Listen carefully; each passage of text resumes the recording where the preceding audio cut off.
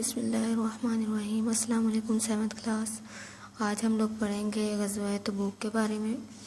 ٹھیک ہے، غزوہ حنین والا چیپٹر ہمارا کمپلیٹ ہو چکا ہے۔ غزوہ تبوک، اس کا سب سے پہلے پس منظر پڑھتے ہیں۔ فتح مکہ کے بعد مسلمانوں کا رعب و دبدبہ پورے عرب میں بیٹھ چکا تھا۔ لوگ گروہ در گروہ اسلام قبول کر رہے تھے۔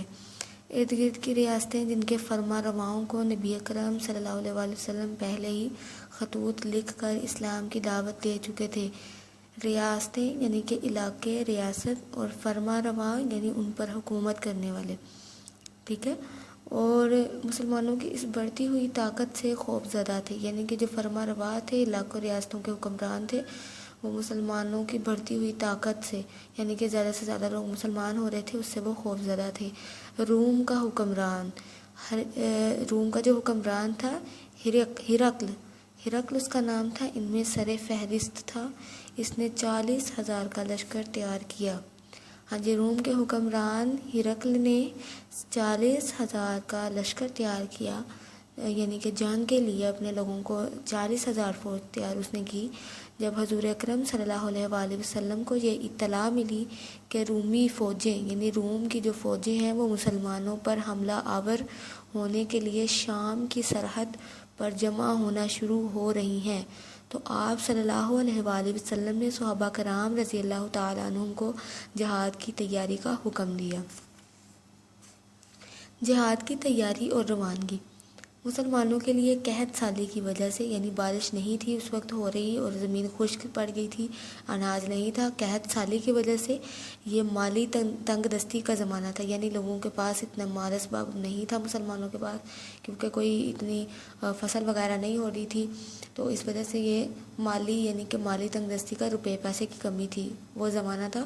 نبی اکرم صلی اللہ علیہ وآلہ وسلم کے حکم پر صحابہ کرام نے جہاد کی تیاری میں بھرپور حصہ لیا۔ انہوں نے نبی کریم صلی اللہ علیہ وآلہ وسلم کے حکم پر لبیک کہتے ہوئے اللہ تعالیٰ کی راہ میں مال خرچ کرنے کی ایسی مثالیں قائم کی جن کو قیامت تک یاد رکھا جائے گا۔ اس موقع پر حضرت ابوبکر صدیق نے اپنے گھر کا سارا سامان لا کر نبی اکرم صلی اللہ علیہ وآلہ وسلم کی خدمت میں پیش کر دیا۔ حضرت عمر فاروق رضی اللہ تعالیٰ عنہ نے اپنے گھر کا آدھا سامان پیش کیا۔ حضرت عثمان غنی رضی اللہ تعالیٰ عنہ نے 900 اونٹ، 100 گھوڑے، 1000 دینار اور 200 اوقیہ چاندی۔ ہاں جی، کیا کیا تھا؟ 900 اونٹ تھے، 100 گھوڑے، 1000 دینار اور 200 اوقیہ چاندی آپ صلی اللہ علیہ وآلہ وسلم کی خدمت میں پیش کی۔ دیگر صحابہ کرام رضی اللہ تعالیٰ عنہم نے بھی اپنی اپنی استطاعت سے بڑھ کر، ٹھیک ہے، جتنا ان کے پاس تھا اس سے بڑھ کر، استطاعت سے بڑھ کر جہاد کی تیاری میں حصہ لیا۔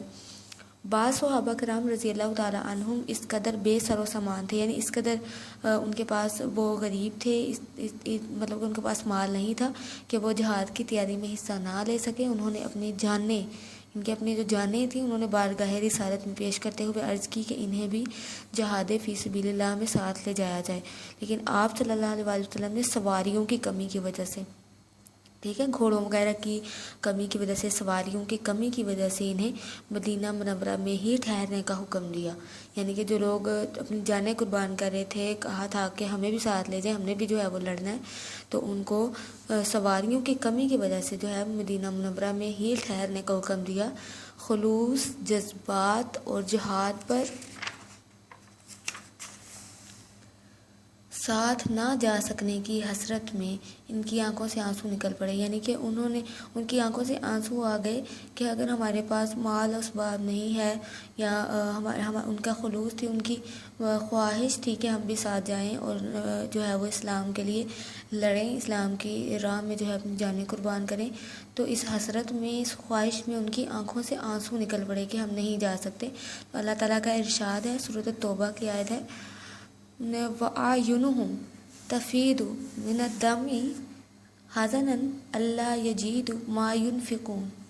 ترجمہ ہے، اور اس غم سے کہ ان کے پاس خرچ موجود نہ تھا، ٹھیک ہے، اس غم سے کہ ان کے پاس خرچ موجود نہ تھا، ان کی آنکھوں سے آنسو بہہ رہے تھے، یعنی کہ ان کے پاس مال نہیں تھا، تو اس وجہ سے ان کی آنکھوں سے آنسو بہنا شروع ہو گئے کہ ہم لوگ جہاد کے ساتھ نہیں جا سکیں گے۔ یہاں تک آپ کی ریڈنگ ہے آج، اس کو اچھی طرح سے آپ نے پڑھنا ہے، ٹھیک ہے، اس کے اندر سے بھی آپ کے MCQs وغیرہ آ سکتے ہیں۔ چلیں جی، اللہ حافظ۔